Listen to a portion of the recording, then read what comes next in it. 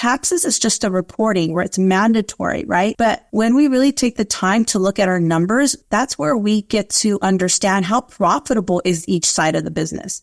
For me, if I was doing that, I would be like, well, I think I make more money renting it and I provide less services. So I'm going to try to promote more of the rental side than providing these packages, right? Or maybe it's the other way around. You make more on, doing these services. And so you want to know what your profit margin is on that. So it helps identify where you should be spending your time and your energy or your marketing so that you get better results for, more profits in a sense.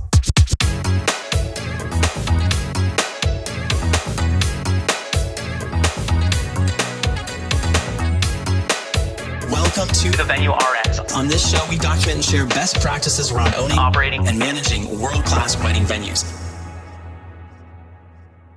What's up, everyone? Thank you so much for joining us here on the Venue RX. And I'm excited because this podcast today, we're going to be talking about tax strategies specifically. And of course, this time of year is the time where we're all thinking about our taxes, or if you're not thinking about them, you should be. And so to talk about taxes with us today, we have Sugey with us. Thank you so much for being here today.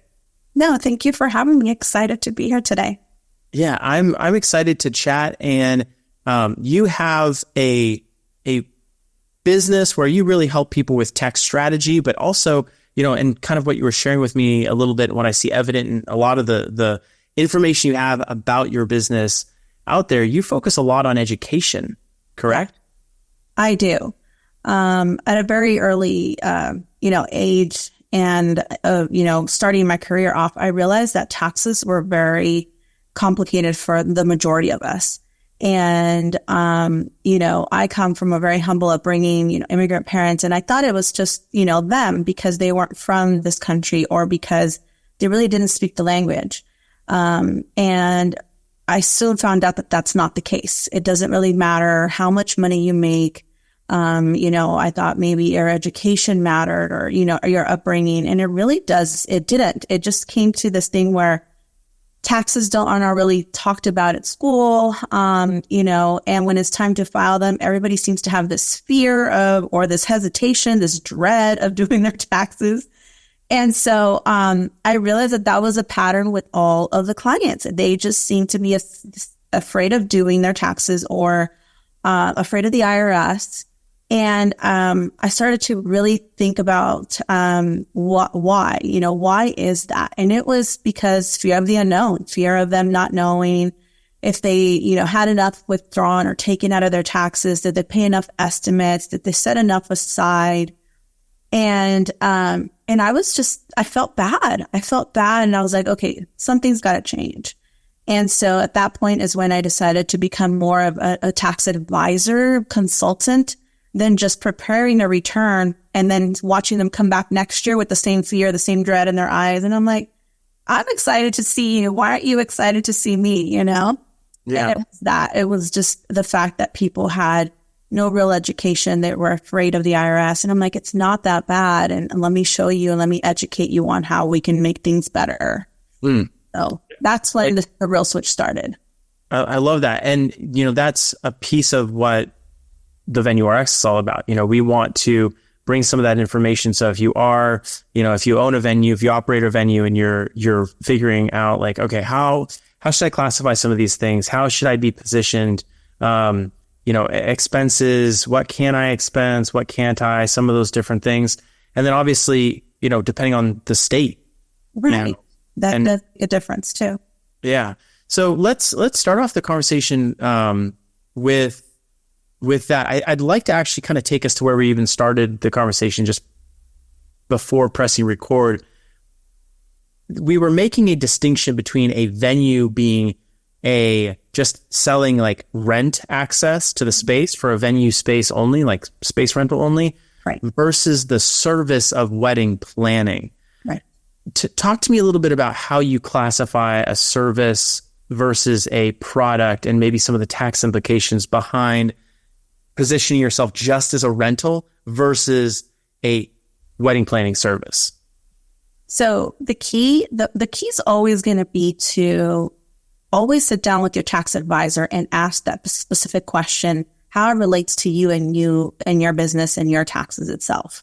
So the thing with taxes is they're going to be unique to everyone, right? So even though I may tell you this is how it relates to you or how I'm going to write it off, that doesn't mean it's going to be to the next person the same answer. This is why you get people that say, well, my coworker makes the same money as I do, and yet they get a refund and I don't. That does not matter, right? It plays such a different part on everyone's taxes. And so when you sit down with your tax advisor, we really need to, break down that tax return and find out why this is not a write-off to you, or how can I make it a write-off in my world, right? Because that should be the question, is not, can I write this off? It's how can I write it off? So that the return and everything is shifted so that it can form to that deduction. So that's very important. I want to make sure everyone understands that, things can be, the most bizarre thing can be a write-off to one person, but it can't be to the other, even though they're in the same industry. And it just can be a tweak of one or two things that, make that difference. So just keep that in mind.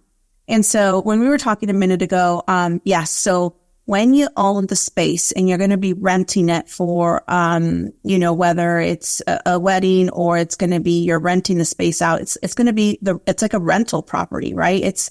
You are renting it out for a purpose. And so that's going to be typically on a Schedule E, and you'll get to write off the maintenance of the property, the land, if there's a building, the depreciation of the building, anything and everything that's required for you to be able to upkeep that building or that area, for you to be able to rent it out for taxable dollars, which is going to be if you're going to rent it for that wedding venue, right?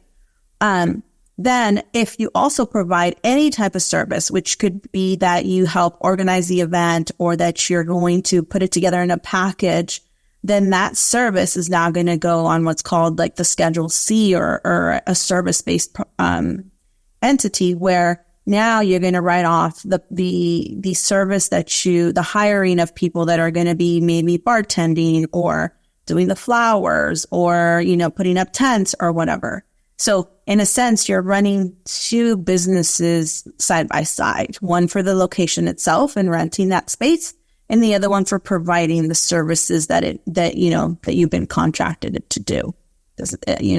Hey there, pardon the interruption. I wanted to take a minute and share about Common Sense Events and the consulting and management services we provide. Common Sense Events has been a venue management company that professionally manages and operates venues all over the United States for the last 5 years, and we've booked hundreds and hundreds of weddings. We've spent thousands and thousands of dollars on Google ads and Facebook ads per year, and we would love to help serve you at your venue if you're considering a new model of venue management. Now, this is perfect if you own or operate a venue and you're just looking to kind of have it be more of a passive investment for you, more of a real estate play rather than an active business that you run, or if you're a real estate investor and you're looking to purchase a piece of land but don't really know how you're going to manage it. That's where our team comes in. We do everything from the marketing, the sales, the operations, and we have teams in place that we hire locally to help you with all of those things.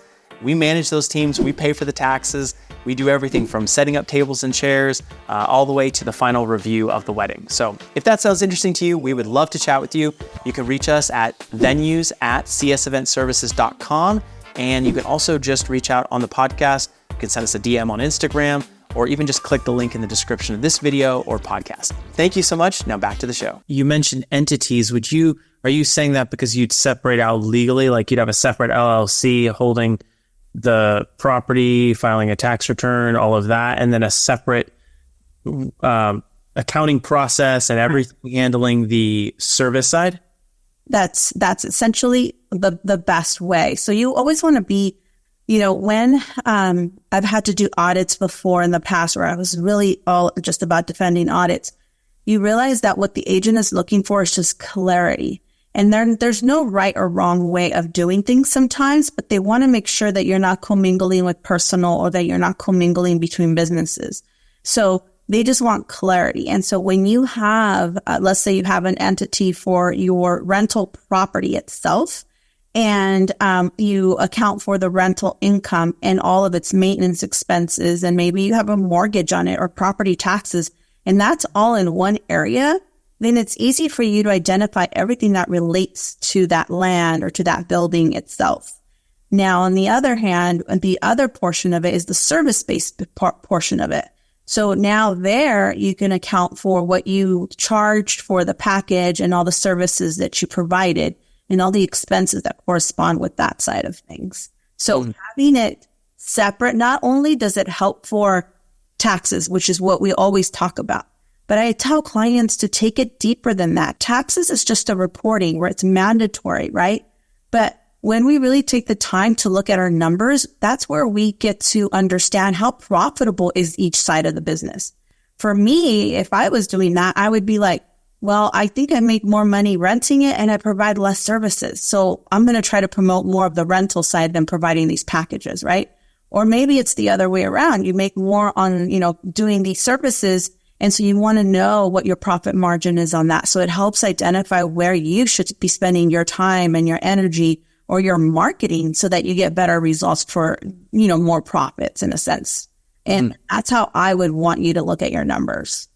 That makes a lot of sense. It is tricky, I think, as we look at venues across the country, because the way that the product or service is consumed across the country differs widely based on the geographic area and even some of the economics in the local areas. So, for example, in the South, where we have some venues, it's really customary to have planning, or I should say coordination, included with your venue rental, right? And you may offer as a subcategory of that some, services, bartending, florals, right, catering, some of these different things. And those are all fulfilled by subcontractors. And if you are doing that and you have the venue rental listed out, it's itemized out, and then you have the packages of all the different things that you have, that is being sold together on one invoice. Correct. So how do we, and that's very different. I think some more frequently I see on the West Coast, we have some other venues, it's like venue rental, and then the client goes and gets their own, and they write out separate checks and invoices.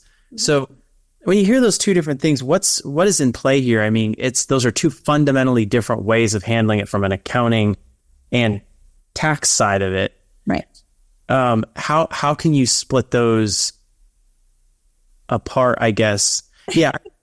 I guess the question is like, how do you split it apart? How do you think about it? Yeah. So in your first scenario where you're telling me that it comes already in a package with the rent, with the venue already included in that package, right? So in a sense, even if you're the same individual, because this is what's getting a little blurred, is okay, I'm both. I'm selling a package where I provide service and I also rent the venue, right? And so it all would come in as that business, as a service. But now when you split out the rental of the venue, now that amount of income gets transferred over to the rent of the actual venue itself. So it's just it's like if you were paying a subcontractor. You just get confused because you're both, right? Mm-hmm. You created the package and you own the venue, or you're renting the venue. But it's just, imagine that the venue was owned by somebody else, a subcontractor. What would you do? You would write a check over to that venue or to that other subcontractor for the amount that they're billing you. And that's how you would rent the venue. And now that would go into that bank account. And then that would pay for the services that the venue, the rental of the venue or the maintenance of the venue, property taxes and all that other stuff. So it's just simply making sure that you write the check to that other bank account to account for the revenue that the venue is making, and not the, the service-based side of it. So it's just a matter of doing one extra step.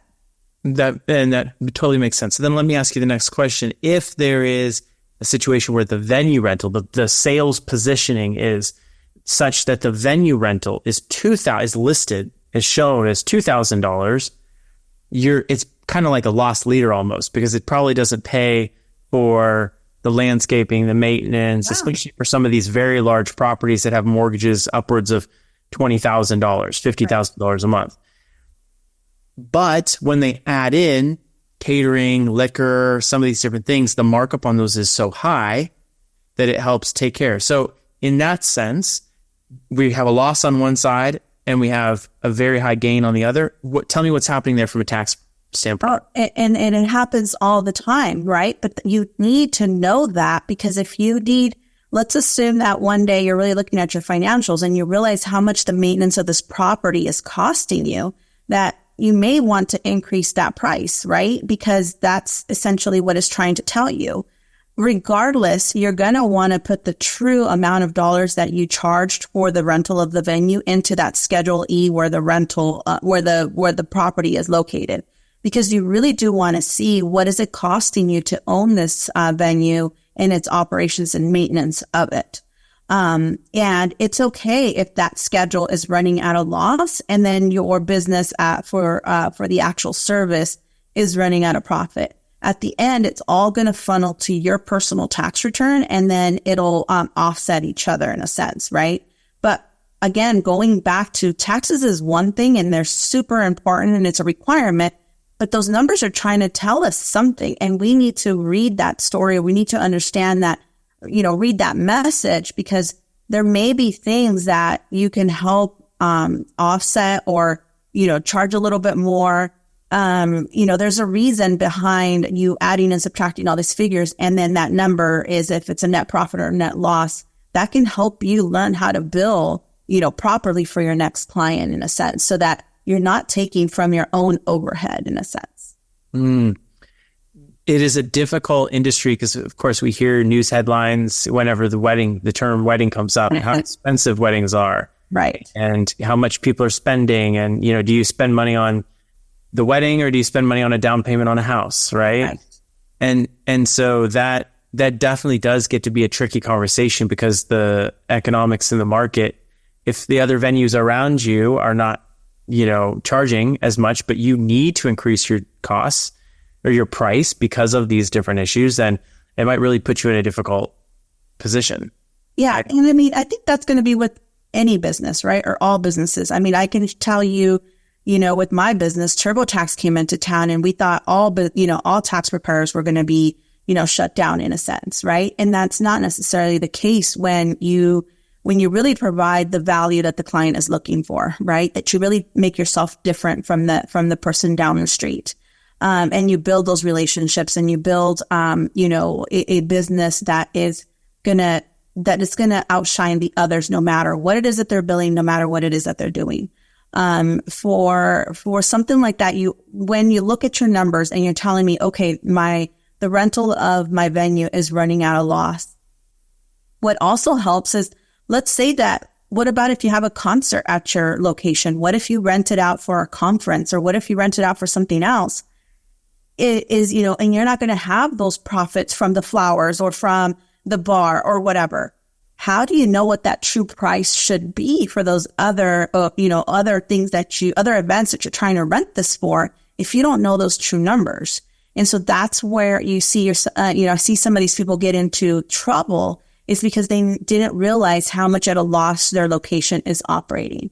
And what we're trying to catch here is, like I said, not just for tax purposes, but because I want your business to succeed year and year after year. And so you want to make sure that before you know it, all your savings are gone, or you've used up credit to keep you afloat. And then before you know it, it's just not enough anymore, and that's what, I hate to see with small business owners that are, especially in industry cycles, because sometimes, industries go up and down based on what it is that the service that you're providing. And then, you can't survive before the next wave comes through. So we want to try to avoid that by really understanding, what are these numbers saying about us? So, hey, you mentioned something earlier that made me think, so our company, Common Sense Events, we professionally manage properties. So we don't own any of them. So we've kind of separated those two pieces of the ownership and the costs associated with those, landscaping, HVAC, some of the different elements that go into property ownership. We focus on the management of the event and venue rental business on the property. So we truly are a service, our company, but then it sounds like from everything you're telling me, it allows the owner to really be focused on just paying the taxes for the property, so we're really making that division, even from a tax and financial standpoint, we're making that even easier and more clear, because our company is providing the service. They're just providing the space. It makes it very clean. Yes, for sure. And I know we're talking about a venue here, but it's just like if you were to rent, a house or a single family residence for somebody, right? The manager, what do? They just make sure that the property is being kept up, that if the tenants need anything, that you are there to help them, instead of them contacting the owner and saying, hey, your faucet's not working, It's like that one person that they contact. And so you're just making sure that everything is being maintained, that everything's functioning for the tenant or, the person renting the venue in this sense. But, yes, so you are just, you're providing a service, a valuable service. And then the owner is the one that's taking, the depreciation, if there is a depreciation on that building, or the maintenance of that lot and the property taxes that correspond to it and all that other stuff. Pardon the interruption, I wanted to take a moment and share with you about WEVA. WEVA stands for Wedding and Event Venue Association, and it is a professional association custom built for venue owners and operators. We felt like there was a lack of resources, community, education, and networking available specifically for our industry, and so we recently started this association, and it's been growing by the day. We would love to extend an invite to you, so please click the link in the description or wherever you're watching this video, and we would love to welcome you into the community. So before, someone should always, of course, run all the numbers and all the models and things like that prior to getting in this industry. But there have been so many people that have got in this industry over the last 5 years, really. A lot of people have, an existing building on their property, and they say, hey, let's turn this into a wedding venue. When that happens and when you get in, do people run the risk of not having correct financial calculations? And so then all of a sudden different factors come into play, maybe market cycles like you're talking about. And then all of a sudden, since they haven't calculated it correctly, they are dipping into savings and maybe they aren't able to last. Right. Yes. And like I mentioned to you, you see it in a lot of type of businesses, not just, wedding venues or wedding planners. You do see it a lot. And what happens is, I go back to our education, school didn't teach us how to really run these business plans. And so sometimes we miscalculate certain things. And when we catch this, sometimes it's too late. And this is why I'm here to promote and encourage that we be more proactive. When we look at our finances, we do it most of the time for tax purposes. So what do? You go back and you try to count 12 months worth of income, 12 months worth of expenses, and you throw it all together for, your tax preparer. Well, you didn't even take the time to really look at what's the story there, right? And because we're dealing with, tax preparers, doesn't matter if it's CPA, titles to me don't mean anything. It's a person who's going to just data punch a return for you, hand you back a return and says, this is what you owe, or this is your refund. And there's really no consulting or advising behind that, right? So when there's no consultation, then you really didn't even know what numbers are in there. What does the tax return say? And so then the whole message just got lost, right? And you keep doing that over and over. So when I tell clients, it's like, look, if we keep your books, if you were to look at your monthly books on a monthly basis, you get to see what happened in January, what happened in February. How do they compare? How does my January compare to my last year's January? Did I get better? Did I get worse? What expense took the majority of my profit? And so when I tell clients, I'm like, look, I'm in it with you. I've been doing taxes for over 22 years, but my business opened up 5 years ago. And the first thing I did when I started looking at my books now is like, I look and I compare my January to last January. Did my company grow? Did it stay the same? Did it go down? And why?